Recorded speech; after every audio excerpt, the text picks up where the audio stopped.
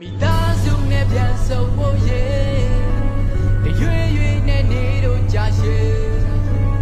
တောင်းတမိတဲ့ဟေး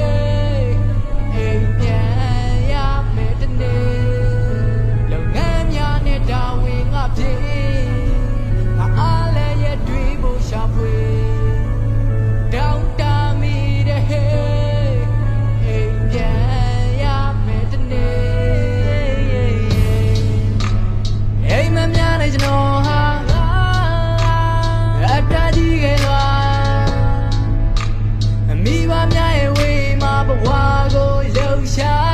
ယုံကန်အမေဖြစ်စေခြင်းနဲ့ကျွန်တော်ပညာရမဖြစ်ခဲ့ပင်ပဲအခန်းစီရနေပြီးဘဝတစ်ခုကိုကောင်းဆုံးဖန်တီးမယ်